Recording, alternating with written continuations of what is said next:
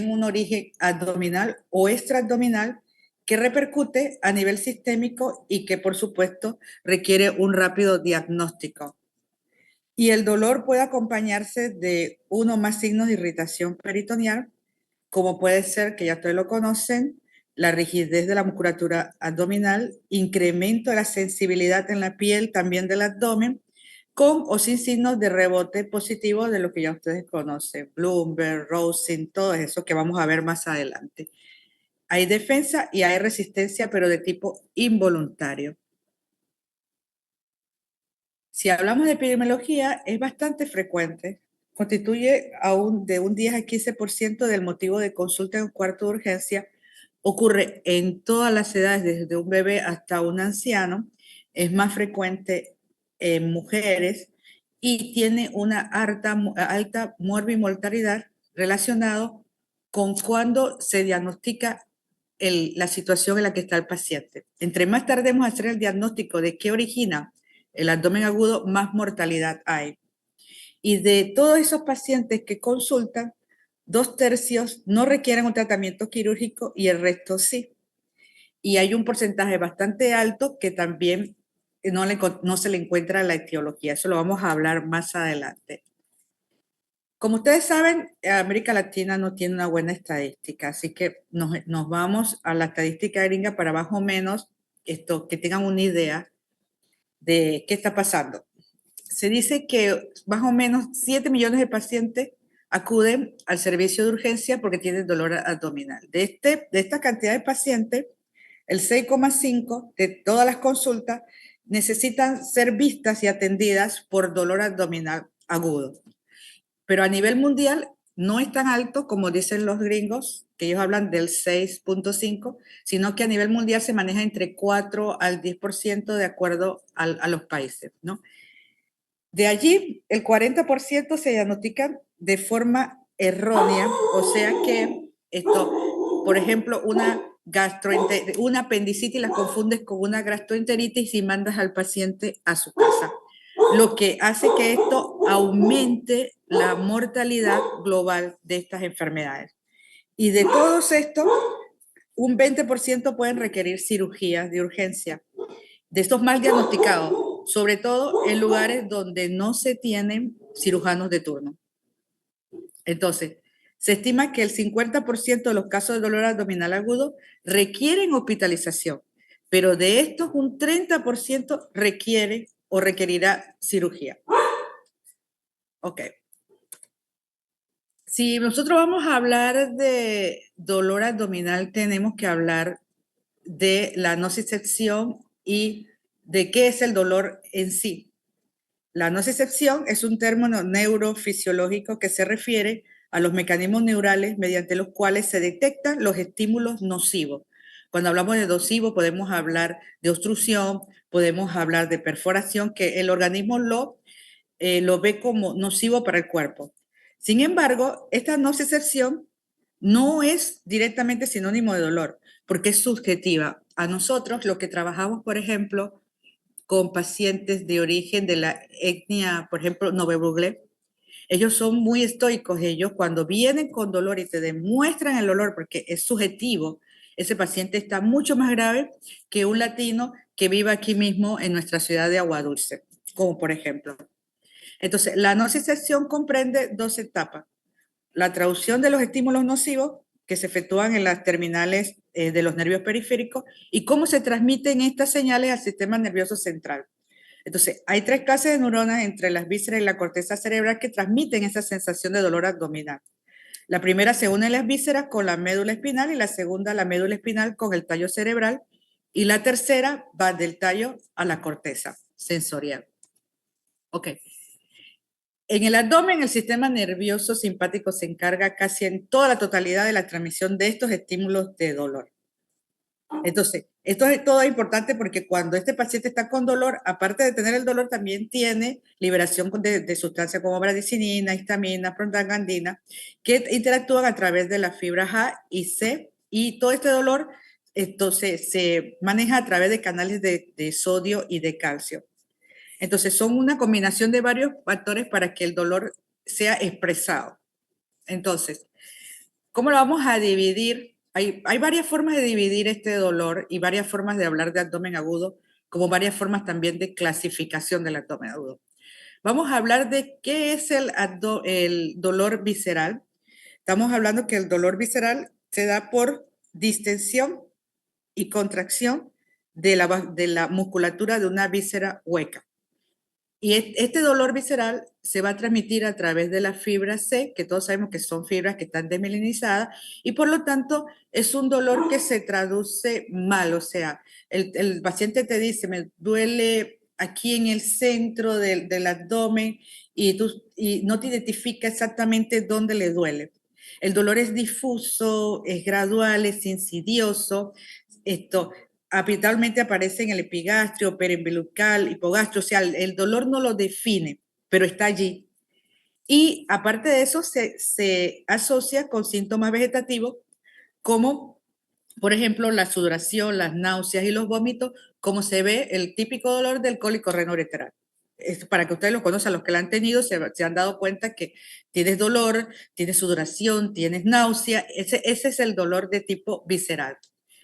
Después tenemos el dolor del dolor parietal, que aparece cuando tenemos irritación del peritoneo, o sea, todo lo que es el peritoneo, lo que recubre la cavidad abdominal se inflama y aparece el dolor. Estos dolores se transmiten a través de las fibras A, que son fibras más rápidas, y ahí es donde tú vas a tener el dolor bien localizado, ¿no? Me duele el punto de McBurney, me duele cuando me descomprime, me duele aquí exactamente. Está bien localizado, es pulsante, punzante, y tiene que ver también con contractura muscular refleja. También este tipo de dolor lo podemos ver a nivel profundo, también se podría, digamos, comparar con un dolor de articulación, tendón y hueso. Sobre todo cuando tú estás haciendo el examen, el paciente te dice, lo que me está doliendo es el hueso que está aquí en la cadera, no adentro de la cavidad. O sea, es un dolor que el paciente define bien, lo separa. ¿Ok?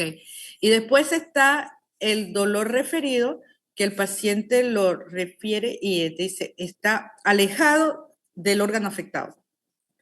El típico, el que más se ve, por ejemplo, el del hígado y el de la vesícula, que se va a reflejar al hombro, y el que ustedes más conocen, el del pecho, que se refleja al brazo. ¿Ok? Y aparece cuando el estímulo doloroso es muy intenso o el umbral del dolor está disminuido, y el cerebro lo interpreta de manera errónea, de dónde procede ese dolor, hacia dónde va, y se vincula a los dermatomas cutáneos que tienen raíces aferentes que las comparten. Entonces, hombro derecho, hígado, vesícula biliar y el diafragma derecho, el hombro izquierdo, el corazón, la cola del páncreas, el vaso, el hemidiafragma izquierdo, y a los testículos, los dolores renoureterales. Entonces, así de manera a grosso lo que hemos estado hablando, el dolor visceral plánico, los receptores son de vísceras abdominales, se da por estiramiento o tracción de la víscera, es de transmisión lenta, poco definido, mal localizado, difuso, no tiene postura antiálgica y va acompañado de síntomas vagales. El dolor parietal, peritoneal o somático, tiene receptores en el peritoneo parietal, en la piel y los músculos, se da por inflamación o isquemia, es el dolor que acompaña, por ejemplo, a la apendicitis aguda, es rápido porque tiene fibras mielinizadas, el dolor es intenso, bien localizado, punzante y tiene posturas antiálgicas. Lo vas a ver cuando el paciente viene medio inclinado y te refleja ese dolor peritoneal. Y el dolor referido, alejado del lugar de la víscera afectada. Ya que hablamos de esto, entonces podemos entrar directamente a lo que es el abdomen agudo. ¿Cómo lo vamos a clasificar? Y esa clasificación se da de acuerdo a su etiología. ¿Ok? Le pido mil disculpas si escuchan a mi perrita ladrando porque ella me escucha hablar y no sabe con quién estoy hablando. No sé si se escucha de fondo, ¿no?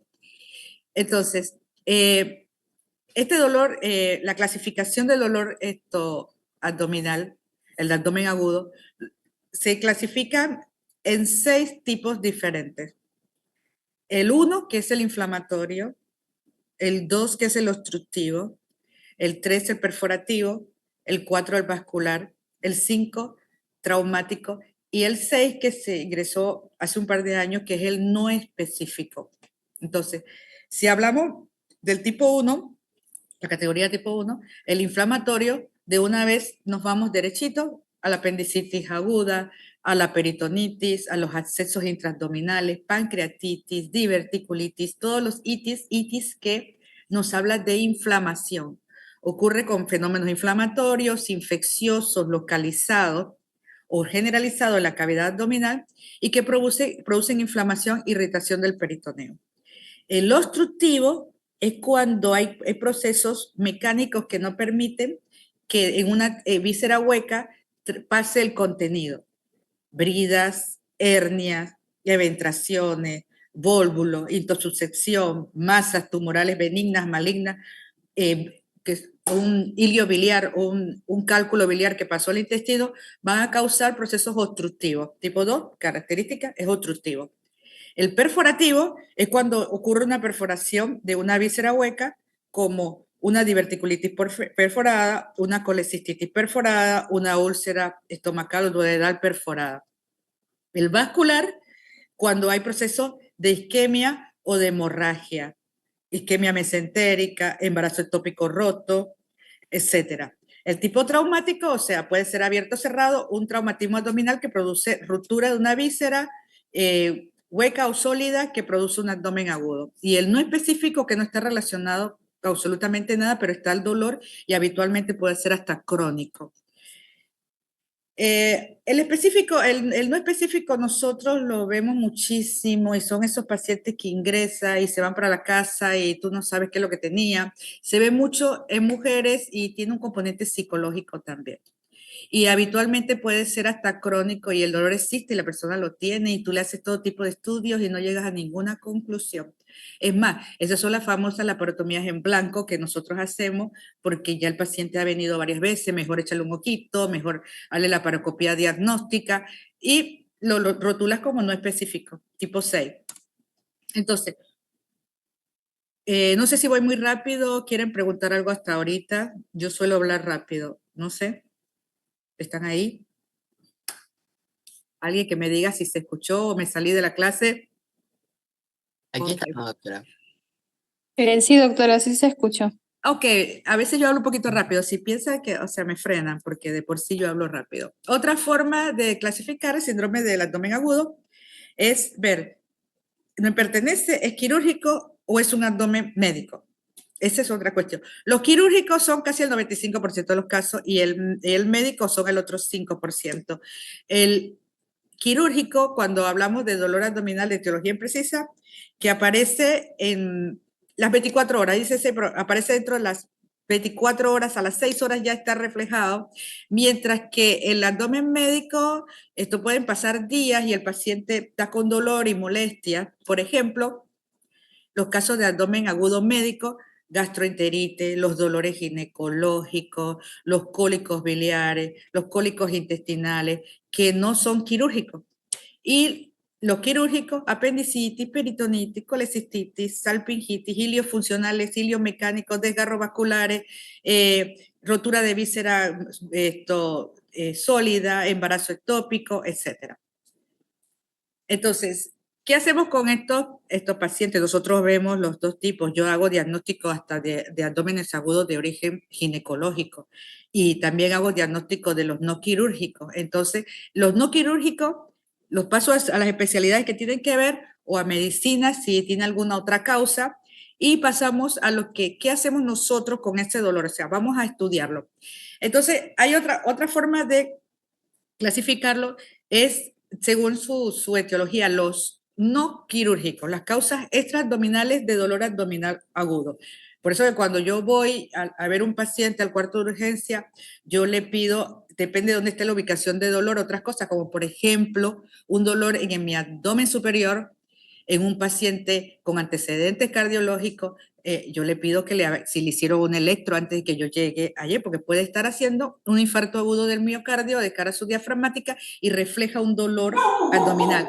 También le pido radiografía porque puede estar haciendo una neumonía bivasal, una neumonía basal, puede tener un neumotórax, un infarto pulmonar, una rotura de esófago. Todo eso lo vamos viendo, por eso, perdón, cuando yo llego, el paciente tiene que tener electro y tiene que tener su radiografía de abdomen agudo, o sea, tórax y abdomen. No solamente yo voy a ir a ver al abdomen, yo voy a ver todo. Otras causas, perdón, que causan dolor abdominal son las causas metabólicas en el caso de que el paciente las tiene y ya yo he descartado que no es quirúrgico, ese paciente pasa a medicina interna, como son la insuficiencia suprarrenal, el hiperparatiroidismo, la uremia, la cetoacidosis diabética, se ve a cada rato en ese hospital. Porfiria aguda intermitente, hiperlipoproteinemia, y hay causas tóxicas que ya casi no se ven como intoxicación por plomo, picaduras de insectos, pero sí se ve por deprivación de opiáceos, pacientes que son drogadictos y se sacan la droga una vez tienen dolores abdominales. Y hay otras causas, por ejemplo, las hematológicas, la crisis hemolítica, la leucemia aguda, la hemocomatosis, el dolor en pacientes con anemia falciforme. También, entonces, esos pacientes van para medicina o para pediatría, de acuerdo a la edad del paciente. Y otras causas son el herpes zóster, que eso también causa dolor, reflejo, dolor abdominal reflejo, se ve bastante. El TAVES ya no se ve. La epilepsia abdominal, que son dolores crónicos, yo no he visto ninguna. Y los dolores radiculares o elilios secundarios a fracturas vertebrales se ven con bastante frecuencia en pacientes politraumatizados. Entonces, ¿cuáles son las causas quirúrgicas de abdomen agudo? Volvemos a repasarlas, porque de tanto repasarlas se nos van a quedar. Las hemorrágicas, traumatismo de órganos sólidos, rotura de aneurisma, rotura de embarazo ectópico, divertículos gastrointestinales sangrantes, malformaciones arteriovenosas, úlceras intestinales, fístula aortoduodenales. No he visto ninguna, pero sí se dan. Pancreatitis hemorrágica, síndrome de Mallory-Weiss y rotura espontánea del vaso, que tampoco he visto ninguna, siempre ha sido traumática. Las causas infecciosas, todo apendicitis, colecistitis, diverticulitis, los accesos hepáticos también dan dolor, accesos diverticulares, acceso del psoas. Los perforativos, estamos repasando lo mismo que vimos en el cuadro de las 6 formas de clasificar. Los perforativos, úlcera gastrointestinal perforada, tumor gastrointestinal perforado, que nunca me sale, que es el síndrome de Boa-Ebert, que es una dehiscencia de la pared abdominal, de la pared del esófago, de causas indeterminadas, y los divertículos perforados. Entonces, las obstructivas, que estas se ven con bastante frecuencia, las adherencias, ya sea de intestino delgado grueso, el vólvulo sigmoideo, el vólvulo secal, las hernias encarceradas, con o sin necrosis, la enfermedad intestinal inflamatoria, las neoplasias malignas y la invaginación o intussuscepción de acuerdo a la edad del paciente. La enfermedad de Buerger, que es una tromboangeitis obliterante, la trombosis o embolia mesentérica que se ve con bastante frecuencia, torsión de ovario, colitis isquémica, torsión testicular que se refleja en el abdomen y las hernias estranguladas. Entonces, wow, si nosotros vemos esta diapositiva nos queremos volver locos, pero en verdad cuando tú tienes un dolor abdominal, orientarte en los cuadrantes te va a dar una idea de qué está pasando, tanto de las causas extraabdominales como de las causas abdominales. Por ejemplo, todo lo que te dé en mi abdomen superior, te estás hablando de hígado, estás hablando de estómago, estás hablando de vaso, del diafragma, y las extraabdominales, como puede ser problemas cardíacos, como hablamos del el infarto, o los pulmones, como hablamos las neumonías de base. A nivel central, que son los flancos, podemos estar hablando de problemas urológicos, podemos estar hablando de un apéndice retrocecal con punta en el flanco, podemos estar hablando de divertículos y así nos vamos, de acuerdo a la orientación, vamos pidiendo los estudios complementarios que necesitamos para estos pacientes. Entonces, en esta diapositiva de Deder, esto más o menos lo que le estaba hablando, si ustedes se ubican en el cuadrante superior, vamos a mirar uno que otro. Por ejemplo, colecistitis, hidrovesicular, empiema de vesícula. Si estamos hablando de hígado, estamos hablando de abscesos, rotura hepática. Lo mismo ocurre con el vaso, la misma patología. Si vemos el estómago, puede ser perforativa o una úlcera perforada o una gastritis importante, también te causa dolor el páncreas, su pancreatitis, las úlceras de duodeno, y vamos bajando y vamos viendo el colon, que puede ser obstructivo, perforativo, inflamatorio, invaginaciones, vólvulo, el delgado, el intestino delgado, que podemos ver un divertículo de Meckel, la apendicitis del intestino grueso, obvio, o tumores de la luz. También puede, y cuando vamos bajando ya para el hipogastrio, esto podemos estar hablando de patología ginecológica, embarazo ectópico roto, ovario torcido, masas anexiales, accesos uterinos, accesos de las trompas, accesos en los ovarios, rotura de un ovario. Ahí vamos haciendo el diagnóstico de acuerdo de la ubicación y de los estudios complementarios que necesitemos ver en estos pacientes. Continuamos. Después existe otra clasificación que es bastante interesante y la puse aquí porque me gusta, que es la clasificación de Bocuse, que él habla de 3 grupos ABC. El grupo A, padecimientos, intraabdominales que requieren cirugía inmediata, apendicitis aguda, obstrucción intestinal, perforación, colecistitis aguda complicada, porque las colecistitis normales nosotros hacemos tratamiento médico antes de operarlas, por lo menos en nuestro hospital. Aneurisma disecante de aorta, trombosis mesentérica, las causas ginecológicas que la ve el ginecólogo o nos las encontramos nosotros cuando estamos operando porque hicimos un diagnóstico parecido, por ejemplo, a apendicitis aguda y nos encontramos que es una rotura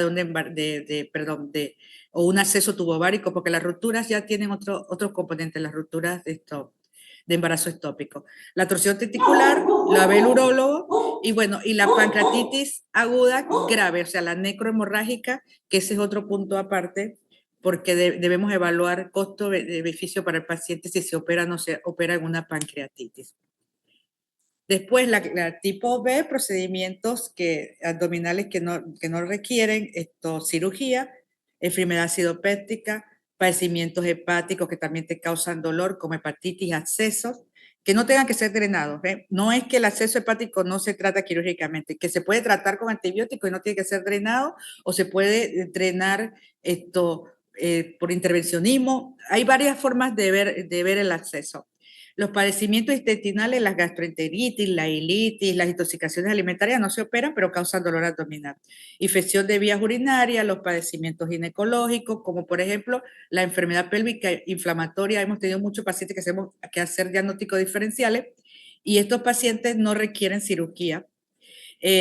La peritonitis primaria espontánea, y aquí agregaría la peritonitis secundaria a catéter de hemodiálisis, que no aparece en este cuadro, pero que se está viendo mucho después de colocarle los catéteres de hemodiálisis. La hemorragia intramural del intestino grueso, por ejemplo, que tenga que ver con anticoagulantes, no tienes un sangrado, o sea, saca los anticoagulantes y ese paciente mejora. Y las causas esas de epilepsia abdominal, porfiria, saturnismo, que yo no he visto ninguna. Y los procedimientos, los padecimientos, estoy con la palabra esa, extraabdominales que simulan el abdomen agudo, que ya los hablamos, el infarto agudo de miocardio, la pericarditis, la congestión pasiva de hígado, la neumonía, la cetoacidosis diabética, la insuficiencia suprarrenal aguda. Todos estos casos, una vez que se han hecho el diagnóstico, se pasan a medicina interna. Y bueno, si nosotros vemos que estadísticamente nosotros operamos, yo estoy cansada de operar apendicitis aguda y las complicadas ni se diga. Justamente ayer les tuve que cancelar porque estaba de turno. Yo supuestamente tenía que dar la clase a las 12, pero usted tenía un compromiso. Y después que yo, facilito, yo le doy la clase a la tarde. Salí a medianoche operando 2 apendicitis sumamente complicadas, que habían sido vistas afuera, tratadas como cuadros de gastroenteritis. Aquí estamos haciendo la diferencia de todo lo que hemos hablado. Y resultaron ser pacientes complicados. Y encima de eso, una paciente era diabética y estaba descompensada, y la descompensa todavía más el acceso abdominal. Entonces, la segunda causa más frecuente para nosotros en nuestro hospital, y coincide con esta diapositiva internacional, es la colecistitis, las patologías de vesícula que vienen con dolor. Y después de allí, esto pasaría en tercer lugar, para nosotros serían los de causa intestinal benigna, como por ejemplo los divertículos. Y después viene la causa maligna. Ok. ¿Cómo yo diagnostico estos dolores abdominales? Como toda enfermedad, tengo que hacer una historia clínica, un examen físico y los estudios de gabinete. Esto es la triada. O sea, y dentro de esta historia clínica, nosotros tenemos que ver los antecedentes del paciente, cómo es el dolor y los síntomas asociados. ¿Por qué? Porque según edad, nosotros podemos clasificar un montón de patologías quirúrgicas abdominales. Por ejemplo, si hablamos de un recién nacido, ya puede ser la enterocolitis necrotizante que lo mata y las malformaciones congénitas, los lactantes, la invaginación intestinal y la hernia. Esto es por edad, o sea, ¿cuántos años tiene el paciente? Voy a ir a verlo. En la infancia y la adolescencia, la diosa, la apendicitis aguda, el diagnóstico diferencial médico de tratamiento médico, la adenitis mesentérica y también quirúrgico no, el divertículo de Meckel. En los adultos, la apendicitis, la colecistitis, las perforaciones, la pancreatitis y la hernia. Y si es mujer, tenemos que ver si está con patología ginecológica o si tiene un embarazo ectópico. Y después los ancianos, casi todo, obstrucción intestinal por patología maligna o isquemias intestinales, pacientes que tienen antecedentes de fibrilación o de insuficiencia vascular. Entonces, si tiene una patología conocida, si fue operado, por qué lo operaron, si tiene antecedentes de divertículo, si tuvo antecedentes de úlcera gástrica, y también necesitamos saber si tiene hábitos tóxicos como el alcoholismo, las drogas o el tabaquismo, porque el tabaquismo sabemos bien que es causa de insuficiencia vascular a nivel abdominal. Y si tuvo, por supuesto, intervenciones quirúrgicas previas. Entonces, en el caso de las mujeres, obvio, si está en edad fértil, examen obstétrico, pedirle hormonas del embarazo y si consumen fármacos para pensar si el paciente ha hecho perforación del duodeno por consumo excesivo de antiinflamatorios no esteroides o corticoides, antecedentes familiares, porque si el paciente tiene antecedentes de cáncer de colon y bien obstruido, yo voy, la primera causa que tengo que descartar es que no tenga un tumor. Y si ha hecho viaje reciente por patologías que son parasitarias, por ejemplo. Entonces, ¿cómo comenzó? Si comenzó rápido, se instauró en segundos, o sea, la semiología del dolor. ¿Por qué? Los que son súbitos, estamos hablando de rotura de aneurisma de aorta, rotura esofágica, perforación, rotura de embarazo ectópico, roturas de acceso intraabdominales, infarto agudo del miocardio. Esa es causa extraabdominal. Si fue rápida, interacción la pancreatitis aguda, el cólico biliar, el cólico renal, los divertículos perforados, obstrucción por estrangulación.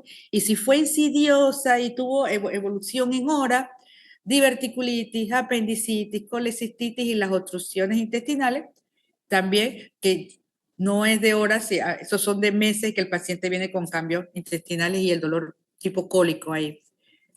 Ok, y volvemos de vuelta, pero un poquito más sencilla esta que la que vimos al principio es ubicarnos por cuadrantes, donde le duele al paciente. Si es en el hipocondrio derecho, si es en el epigastrio, si es en el hipocondrio izquierdo, flanco derecho, mesogastrio o región umbilical, flanco izquierdo, fosiliaca derecha, hipogastrio, fosiliaca izquierda. Por ejemplo, el hipocondrio derecho, colecistitis. El flanco derecho, renureterales. La fosiliaca derecha, apendicitis. El epigastrio, estómago y su patología. El mesogastrio, origen de comienzo de la apendicitis o hernias umbilicales encarceladas. El hipogastrio, pensar, puede ser un apéndice con la punta hacia la vejiga, una enfermedad de vejiga o una enfermedad ginecológica. Fosiliaca izquierda, diverticulitis, flanco, colon, hipocondrio izquierdo, vaso. Nos da una idea de lo que tenemos que ir pidiendo en estos pacientes. Entonces, eso más o menos para repasar, cuando nosotros tenemos un dolor de ubicación rápida, como son o si son graduales o si son progresivos, o sea, si es de tipo cólico, si tiene calambres, si se irradia testículo, podemos estar pensando que el paciente tiene un cólico, por ejemplo, renureteral, que son de evolución intermedia. Y la pancreatitis y la apendicitis, que son un poquito más insidiosas. ¿Ok? Seguimos. Vamos a pasar esta que ya la vimos. Y hacia dónde se refleja para tener bastante idea. O sea, si tú tienes un dolor que te confundes con un en flanco derecho y que tiene puntos ureterales positivos y aparte se irradia a los genitales, ese tiene que hacer un diagnóstico diferencial sí o sí con un cólico renoureteral. Por ejemplo, entonces, si aparte de eso el paciente dice que siente dolor en el hombro y tienes una radiografía que pareciera que tuviera aire, entonces tú tienes que estar pensando que ese paciente tiene una perforación de víscera hueca. Entonces, con todo esto, el interrogatorio y el examen físico te ayuda a ubicar cuál es el origen de ese abdomen agudo. ¿Y qué pasa? Si los síntomas asociados, si el paciente perdió el apetito, si el paciente, que se ve mucho en apendicitis, si el paciente está con náuseas y vómitos, podemos pensar, esto es obstructivo, ¿cómo son esos vómitos? Si son alimentarios o si son fecaloides. Entonces nosotros nos da una idea dónde está ubicado la obstrucción. Si tiene fiebre, si tiene sangre, si tiene fiebre, estamos pensando en inflamatorio. Si tiene sangre, estamos pensando en una colitis, por ejemplo, infecciosa o una isquemia o una enfermedad inflamatoria intestinal. Entonces, también tenemos que ver de cuánto es la fiebre. Una fiebre muy alta, también tenemos que ver una radiografía de tórax para ver si no tiene un foco neumónico, si no tiene una infección urinaria. Todo eso tenemos los síntomas asociados. Entonces, si un paciente estamos hablando de una obstrucción o que tiene un cuadro de diarrea, tenemos que también preguntarle cómo fueron esos hábitos intestinales, si esto apareció de golpe o si ya venía arrastrando esos cambios, entre comillas, que tienen que ver con la neoplasia, que primero obraba bien, después obraba acintado, que le duele al obrar. Entonces ya tú puedes ubicar exactamente, más o menos tener una idea de dónde tiene la obstrucción el paciente. Y también preguntar a la mujer en edad fértil cuándo cuál fue sus ciclos menstruales, cuándo ovula, para tener una idea, de acuerdo a la fecha de la ovulación, en qué etapa estamos o qué sospechamos, un embarazo ectópico o un folículo roto. Entonces, ahí comenzamos a hacer la exploración del abdomen. El paciente lo tienes que poner relajadito en la cama, que los pies no le estén colgando. Vamos a revisar el abdomen, vamos a revisar el corazón, porque si el paciente está agitado, tiene dolor abdominal, está agitado, está saturando poco, yo no voy a pensar en un dolor exclusivamente abdominal, yo voy a pensar en un foco pulmonar. Entonces lo voy a examinar, lo voy a explorar, lo voy a escuchar, lo voy a percutir. Todo eso lo vamos a hacer. Por ejemplo, yo si tiene un dolor abdominal, voy a escuchar los ruidos, si están abolidos, si están aumentados. Si están aumentados y está acompañado de diarrea, voy a pensar en una gastroenteritis. Si están abolidos, voy a pensar en un proceso obstructivo, mientras esperamos las radiografías y todos los exámenes complementarios. Voy a inspeccionarlo. Si yo veo que tiene cicatrices, si tiene hernia, voy a revisar si esa hernia se mete o no se mete, si está trabada, si está dolorosa, cuánto tiempo estuvo trabada. Todo eso va en la inspección y en la palpación de las tumoraciones. Por ejemplo, si yo veo una masa, ya estoy pensando en un proceso obstructivo, y si veo a este paciente con este montón de cicatrices, yo lo primero que tengo que pensar es que tiene bridas. ¿Ok? Entonces ya me voy, esta es una obstrucción por brida, hay que ver si lo tengo que operar o no. Yo me metería en ese abdomen con ese aspecto, pero esa foto estuvo buena. Después de ahí palparlo para ver el tono muscular, que él esté relajado, que no te haga fuerza, si tiene una contractura muscular involuntaria, si palpo una tumoración, si palpo vísceras aumentadas de tamaño, eso lo tengo que hacer. Y también lo tengo que percutir, porque si estoy con la duda de que se perforó, si yo percuto voy a sentir si está timpánico, que tiene aire, si está mate, que tiene líquido, y me va dando una idea también de los pacientes. Pero habitualmente yo no percuto porque eso le causa mucho dolor al paciente. Así que yo directamente solamente palpo. Lo que van a cursar conmigo, nosotros vamos a ir a ver los pacientes al cuarto, todos los pacientes que entren al cuarto de urgencia en el horario de atención. Entonces, de aquí vienen todos esos signos y estos que ustedes van a ver y que se tienen que aprender, no se tienen que aprender todos, son un montón. Por ejemplo, el de Cullen, que es el hematoma periumbilical, y estamos hablando de hemorragia intraabdominal por causa de pancreatitis. ¿Okay? El Grey Turner son los hematomas en los flancos, también por hemorragia retroperitoneal. El Bloomberg, que es el aumento del dolor tras la descompresión a la palpación profunda. Si tenemos un niño que no se deja palpar, lo ponemos también a que salte sobre los talones y te va a decir que le da dolor en el abdomen. Es como si le estuviéramos haciendo un Bloomberg, es irritación peritoneal.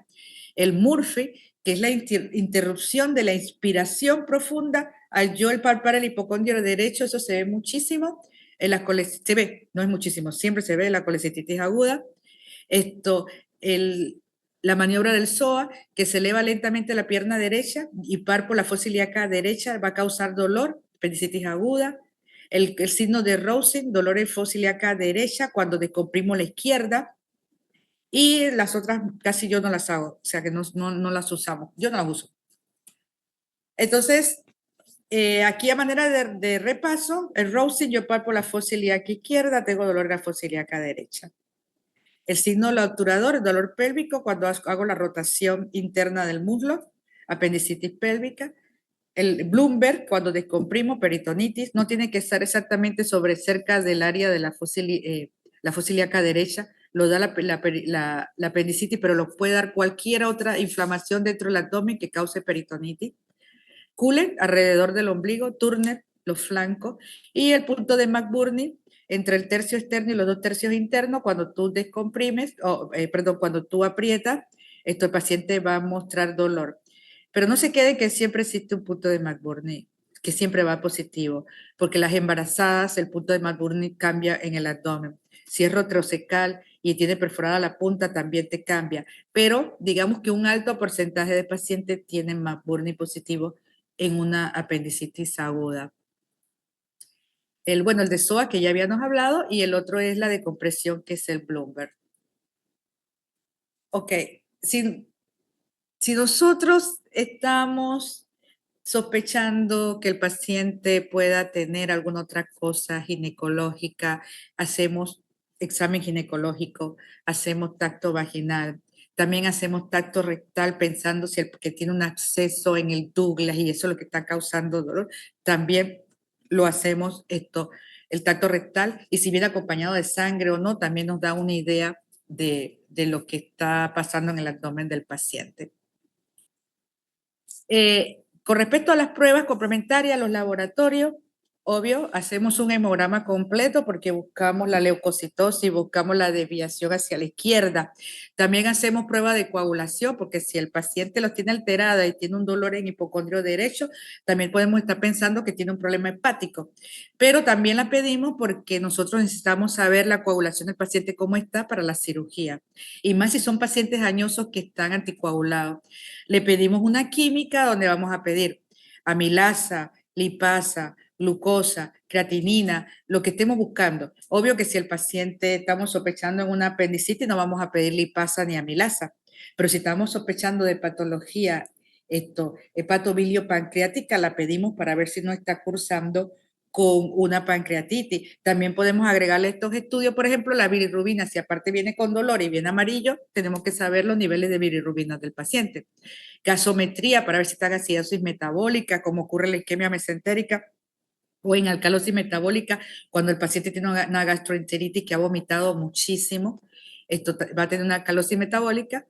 El urinálisis para ver si no hay una infección y no está engañando el abdomen. Las pruebas de embarazo y electro si tenemos sospecha de que pueda ser extraabdominal. ¿Ok? Y después de allí, nosotros vamos a pedir la radiografía de abdomen agudo, tórax y abdomen, que se tiene que ver el diafragma y se tienen que ver las crestas ilíacas. Tenemos que ver todo, tenemos que ver hasta la región del recto para ver si tiene aire o no tiene aire. Si no la pueden hacer, la mandamos a hacer de vuelta hasta que te manden una radiografía que sirva. Entonces, ¿qué buscamos nosotros, por ejemplo? A ver, aquí sí, aquí está la puntita. En esta, ¿se ve el cursor, el puntero rojo? Sí se ve, doctora. Ok, aquí tenemos neumoperitoneo. Vemos que debajo del diafragma vemos aire. Eso nos indica que el paciente tiene una víscera perforada y tenemos aire en cavidad. Esta otra nos vemos las imágenes en pila de moneda. Aquí tenemos en las imágenes en pila de moneda intestinal y aquí tenemos procesos neumónicos que pueden simular un abdomen agudo. Y bueno, y aquí tenemos niveles en esta. Hay placas que tienen todavía mucho más niveles y nos da una idea de lo que está pasando en el abdomen del paciente. Ok, otra de las cosas que podemos ver, por ejemplo, los embarazos, aquí yo le iba a mostrar una imagen, pero no la subí. La imagen de la apendicitis aguda con la imagen en target, que es típico y patognomónico de la apendicitis aguda en un signo ecográfico. Y por ejemplo, en esta que está aquí, vemos el hilio de origen biliar, obstructivo, pero de origen biliar, no tumoral. Entonces, otra de las cosas, como habíamos hablado, hacemos ecografía, si queremos ver la vesícula, si queremos ver el colédoco, si queremos ver el páncreas o pélvico para ver si tiene sangre, embarazo ectópico. También pedimos Urocat para ver las piedras, hacer diagnóstico diferencial entre apendicitis que no cierra el cuadro y cuadros de litos renoureterales. Nos sirve bien el Urocat. La tomografía axial computada nos va a hacer ver todo el abdomen y nos va a decir si es obstructivo. ¿Por qué? Yo habitualmente el bando del CAT es cuando vienen los ancianos que vienen con vómitos tipo fecaloide, a qué nivel está. Entonces le pedimos un CAT. Los estudios contrastados no se hacen en abdómenes agudos. Pero, por ejemplo, si el paciente tuviese una hernia inguinal que le estuvo molestando, pero después se redujo, no hay problema y queremos saber cuál es el contenido, podemos mandarle, por ejemplo, un coro por enema en la consulta.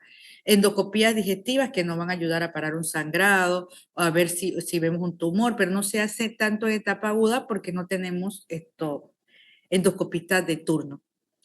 La paracentesis, el lavado peritoneal, yo solamente lo hago cuando es de trauma, si no tengo radiólogo, porque habitualmente con el FATS y el EFAS ya esa técnica no se usa, pero hay que mencionarla porque si tú no lo tienes, tienes que saber hacerla y tienes que saber diagnosticar con un lavado peritoneal. Entonces, ¿cómo yo manejo estos pacientes? Si el paciente viene con vómitos, yo le tengo que poner una sonda nasogástrica para ver qué tipo de contenido viene, si es biliar, si es de comida, si es fecaloide, si es sangre. Le pongo una sonda vesical para poder medir diuresia, hacer un balance hídrico estricto, para poder reponer las pérdidas de este paciente, porque no puedo llevar un paciente descompensado a salón, tengo que compensarlo un poco antes de meterlo al salón, porque necesito tener paciente para poder operar. Le tengo que poner una vía periférica si no se puede, o necesito medir presión venosa, le tengo que hacer un cateterismo venoso de grandes vasos, un subclavio, un femoral.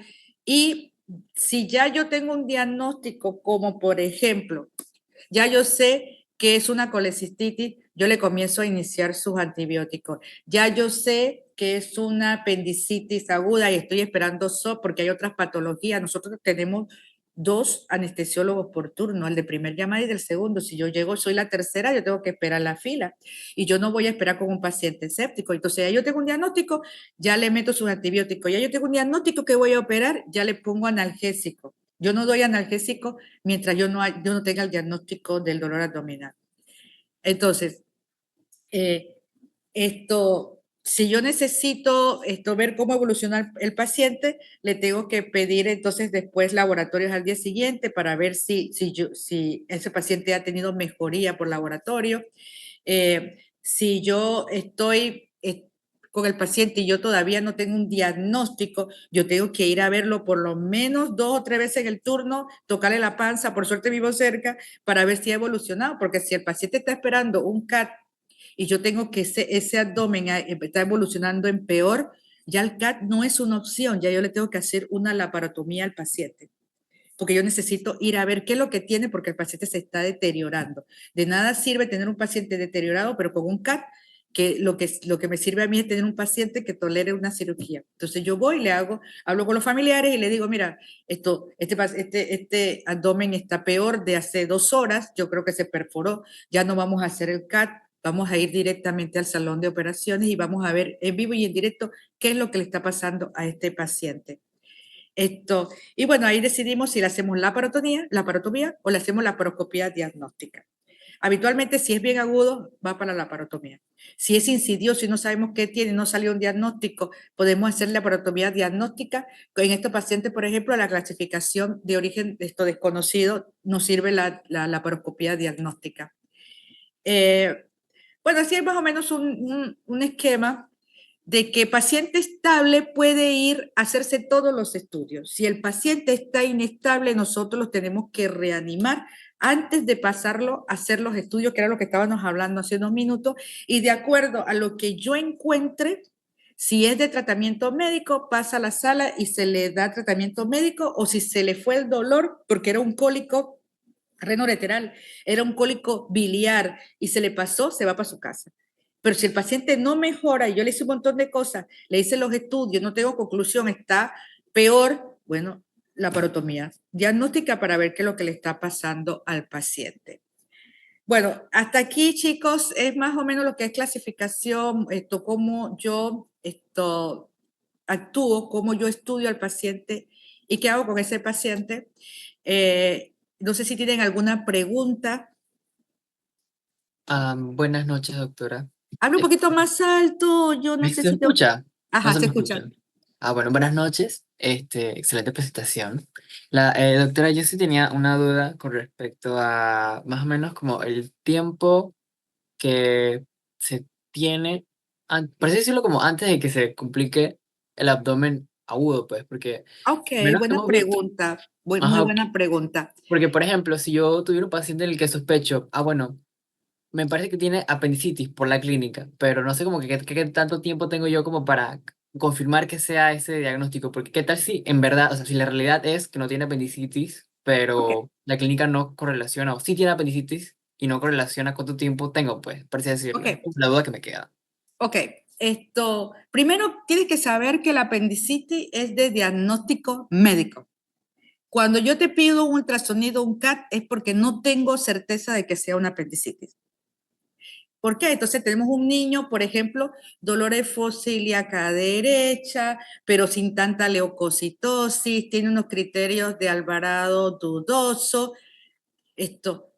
Yo mejor, antes de mandarlo para la casa, voy a hacerle un ultrasonido. Ahí me va a salir, sí, tiene un apéndice retrocecal, por eso no te manifestó tanto, porque si tú lo dejas en observación en cuestión de horas, ese paciente que tiene una apendicitis, por ejemplo, retrocecal, que está tapadita, que no tiene muchos blancos, tiene una ligera leucocitosis, a las 8 horas ya te está cambiando el cuadro de ese paciente. ¿Ok? Pero si ese paciente, el mismo pacientito, viene con 23,000 blancos como el que me llegó ayer, Bloomberg positivo, Rosin positivo, ese paciente yo una vez manda la boleta, lo que yo espero es que se desocupe el anestesiólogo. Pero ahí, como ya yo tengo un diagnóstico hecho y me dicen, entraron con una cadera, eso va a demorar 3 horas, entré un neuro, demora 6 horas, ese paciente, yo tengo que buscarle otra forma de parar y frenar un poco la evolución de su cuadro, porque va a evolucionar a una perforativa. Porque lo que tapa el apéndice, por eso yo le decía, es difícil si ustedes no conocen todas las patologías. Yo dar abdomen de agudo, lo ideal sería que ustedes vean toda la patología primero y yo les haga un blog de todo. ¿Ok? Pero entonces vamos a suponer, este paciente viene con toda esta clínica, yo no voy a esperar que se me perfore, yo lo voy a cubrir con antibiótico. No va a frenar la perforación, pero va a estar cubierto mientras yo espero o que se active un tercer team si consigo que me activen un turno extra de un anestesiólogo, pero también tengo que saber si tengo un turno extra de los instrumentistas, porque tengo que ver todo eso. Yo no puedo llegar y decir, yo quiero operar porque si no tengo instrumentadora no puedo operar, si no tengo anestesiólogo no puedo operar. Pero sí tengo tiempo si yo cubro ese paciente. Mientras tanto, yo lo estoy reanimando. Yo no me voy a ir a mi casa a dormir y llámame cuando el paciente vaya a meterlo al salón. Hay que reanimarlo, hay que mantenerle líquido, ponerle antibiótico, ponerle algo para el dolor, porque ya él tiene su diagnóstico. ¿Para qué lo voy a estar haciendo sufrir? Pero, por ejemplo, en una isquemia mesentérica son minutos, papá. La patología van cambiando de acuerdo, o sea, la patología evoluciona de acuerdo a la misma enfermedad de base. Una isquemia mesentérica en cuestión de minutos va a estar negro totalmente. Entonces ese paciente es inmediato. Si tú hiciste el diagnóstico es de una vez. Y si no lo pudiste operar de una vez, dale los santos soles, pues ese paciente se va a morir. ¿Ok? Entonces, yo no sé si vamos a, yo tenía planeado para 1 hora, si me regalan, bueno, todavía faltan 8 minutos. Quiero mostrarle, bueno, primero que ese es mi alma mater, así como ustedes están orgullosos de la suya, yo estoy orgullosa de la mía, la Universidad de Buenos Aires. Esto tiene su montón de pisos y ahí entramos todos, somos un montón. Y después vamos a ver, aquí mira, tienes isquemia con accesos. Aquí, vamos a ver con el cursor, aquí, esto siempre, aquí tenemos isquemias y tenemos acceso. una perforación que llegó tarde. Aquí tenemos un apéndice, aquí una apendicitis que no tiene todo este cuadro que tiene este paciente, que tranquilamente una apendicitis que se complique puede pasar a este tipo de paciente. Este paciente es una perforación que se complicó. Y aquí tenemos un trauma hepático con sangrado y hemorragia, un paciente que se tuvo que empacar para poder hacer lo que se llama cirugía de control de daños y reevaluación en 24 a 48 horas, un síndrome de O'Gibbel, que hay una distensión exagerada del colon y que para que no se, hay que operarlo porque hay que sacarle ese colon al paciente porque si no se estalla. Aquí, esta es la que no puede esperar, la que estaba comentando, la necrosis, la isquemia mesentérica. Y esto es un desastre abdominal, una peritonitis machaza con todo el epiplón comido por el proceso infeccioso. Aquí rotura esplénica traumática. Aquí cirugía de control de daño con Aptera, que es una esponja que en vez de hacer bolsa de Bogotá, yo no trabajo bolsa de Bogotá, yo trabajo Aptera. Como ven, esta paciente tiene inclusive el borde acabado de operar, se puso necrótico. Asas intestinales con necrosis. O sea, a este paciente hay que volverlo a operar de vuelta y volver a hacer la colostomía de descarga del paciente, procesos tumorales con mucha presión abdominal que causan isquemia. A ver aquí. Un hilio biliar. Aquí. Aquí está el cálculo biliar. Y aquí está el parto del cálculo biliar. Se comporta como obstructivo, pero si ustedes observan, las asas intestinales están bonitas. O sea, no es un proceso que haya dañado las asas intestinales. Nosotros sacamos la piedra, cosemos y ya hace la cirugía. Pero causa dolor abdominal porque es obstructiva. Y aquí vemos una brida, una hernia interna causada por una brida, la víscera se mete aquí adentro, se tuerce y disminuye. Si usted está viendo aquí tiene un color como entre rojo y azulado, es porque está con insuficiencia vascular porque estaba trabada aquí. ¿Okay? Lo mismo pasa en esta y lo mismo pasó en esta. Y mira el cuadro con sus imágenes.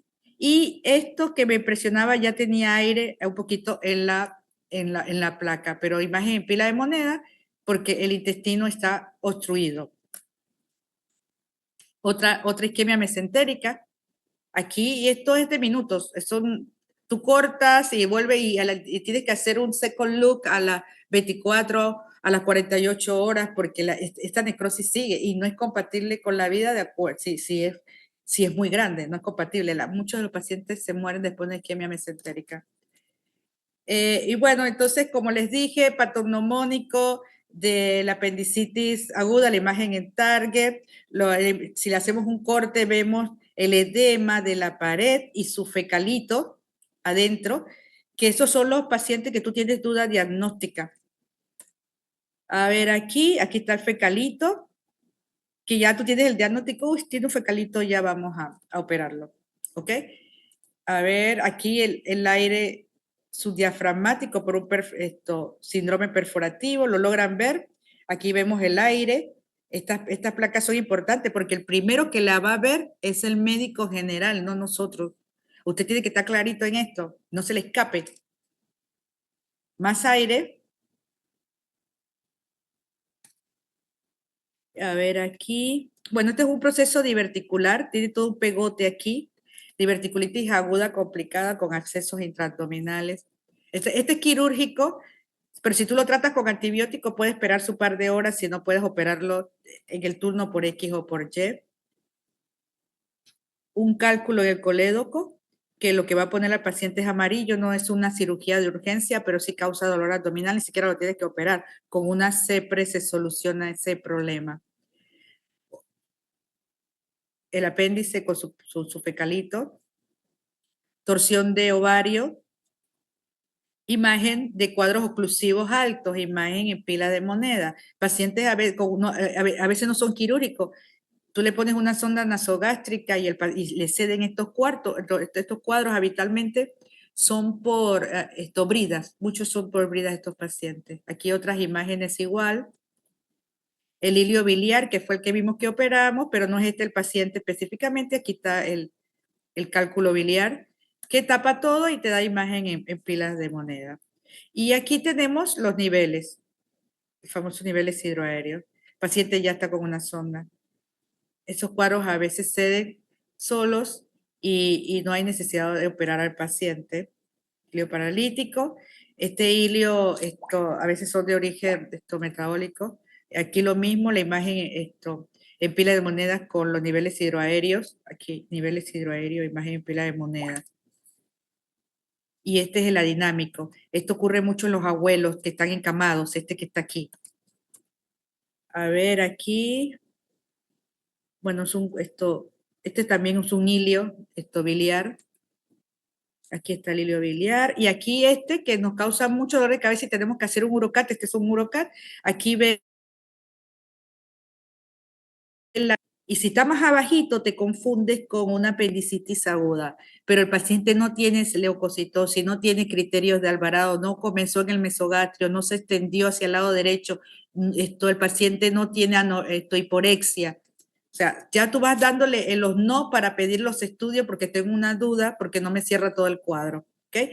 Y la colelitiasis, la piedra, el edema esta es una colecistitis, la sombra acústica posterior, un hidros vesicular del otro lado, que por distensión de la vesícula con su piedra aquí y su pared es gruesa, que tiene una colecistitis, esto también da dolor abdominal. ¿Okay? También lo vi. Aquí hay una ruptura. En estos días me vino una paciente también así con una ruptura de la vesícula. Ok. La distendida aquí. Y bueno, estos son los cuadros. La piedra de vuelta y aquí lo que se llama el barro biliar del otro lado. Aquí, espérate, se me fue, vamos a para atrás. Este es el barro biliar. No tiene sombra acústica posterior y tiene la pared engrosada, tiene una colecistitis también.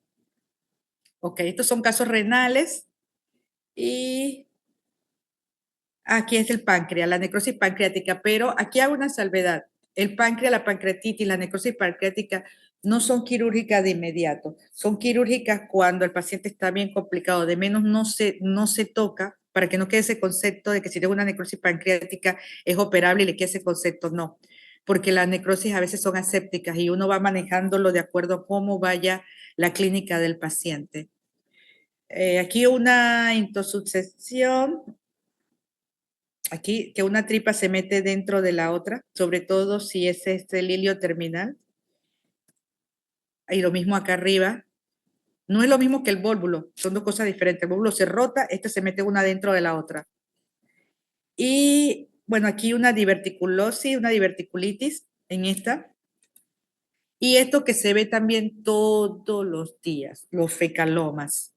Materia fecal dura piedra, mucha materia fecal y el dolor abdominal por distensión de las asas intestinales.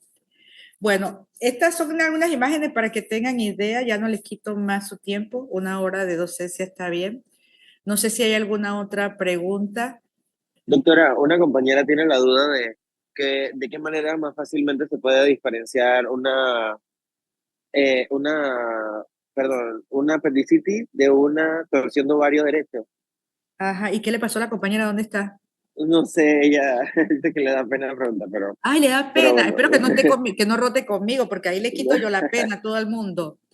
El ovario, una torsión de ovario no va a tener criterios de Alvarado. Punto 1. Vamos recorriendo y anotamos para ir a leerlo. Punto 2, la leucocitosis es menor. O sea, el paciente no va a presentarse leucocitosis, no tiene el cuadro típico, no tiene fiebre, no tiene el dolor que comenzó en el mesogastrio, se radió la fosa ilíaca izquierda, más bien va a ser de aparición brusca. ¿Se acuerdan la diapositiva que vimos de cuáles son los de aparición brusca y cuáles son los insidiosos? ¿No? Y entonces, claro que es un diagnóstico diferencial que tienes que hacer y como tienes dudas, allí aplica pedirle el ultrasonido. Pero ya cuando tuviste duda, ya tú estás diciendo, esto no me parece una apendicitis. Entonces le pides y ahí te vas a dar cuenta que tiene un ovario, que está grande y que está esto. Y el dolor también, la otra diferencia es que el dolor de la torsión es como tipo cólico. No es un dolor continuo y esto, como tiene la aprensivo, como tiene la apendicitis. ¿Ok? ¿Alguna otra pregunta? Gracias, profesora. Bueno, ya que no hay más preguntas, muchas gracias, chicos, por el tiempo. Disculpen la hora, pero ya la clase fue dada, que es lo principal, y descansen y que tengan buenas noches. Igual, doctora, buenas noches. Igual, Chao. doctora, Gracias, buenas doctora. noches. Hasta luego.